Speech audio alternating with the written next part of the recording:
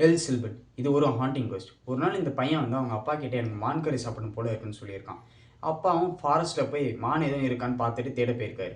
அப்பா வந்து திரும்ப வெறும் கையோட வீட்டுக்கு வந்தத பார்த்து இவன் வந்து கோவமாகி அவங்க அப்பாவே கொன்னுடுறான்.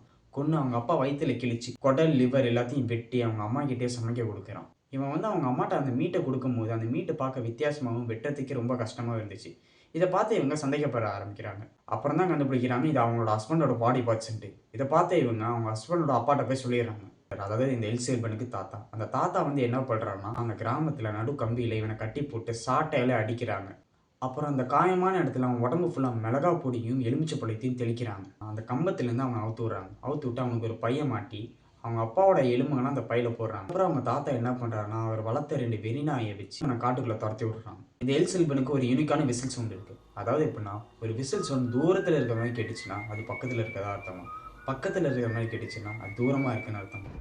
இப்ப அந்த காட்டு வழியா போற அந்த மக்களுக்கு இந்த விசில் சவுண்ட் கேட்டுச்சுன்னா, அவங்க சாவ போறதா அர்த்தமா.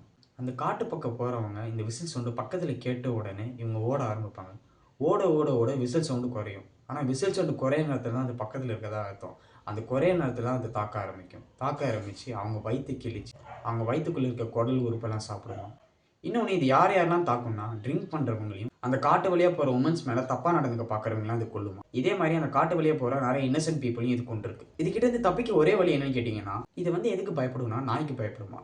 சப்போஸ் அந்த காட்டு வழியா யாராச்சும் ஒரு பெர்சன் ஒரு நாய் கூட வச்சிருந்தாங்கன்னா, அவங்க தப்பிச்சுருவாங்க. ஏன்னா இது நாய்க்கு அவ்வளோ பயப்படுமா. இது வந்து பார்க்க எப்படி இருக்குன்னா, கிட்டத்தட்ட 6 மீட்டர் உயரத்திலயும், காட்டுல மர உச்சியில தாவிட்டு விசில் போட்டுட்டு இருக்குமாம். அதோட முதுகுல ஒரு பழைய பையும், அந்த பைக்குள்ள அவங்க அப்பாவோட எலும்பும், இது சாவடிச்ச மத்தவங்களோட எலும்பையும் அதுக்குள்ள போட்டு போயிட்டு இருக்குமாம். இது ஒருத்தவங்கள காட்டுக்குள்ள சாவடிச்சிருச்சுன்னா, அந்த உடம்புல இருக்க எல்லா ரத்தத்தையும் குடிச்சு, அவங்க ஞாபகார்த்தமா அந்த 2 எலும்ப தூக்கி அந்த பைக்குள்ள போட்டு போயிருமாங்க. ஹைட்டா, ஒல்லியா, உயரமா, தொப்பி போட்டுட்டு இருக்குமாம். வெனின்சுலால ஒரு தீம் பார்க்ல இதோட உருவம் எப்படி இருக்குன்னு போட்டிருக்காங்க.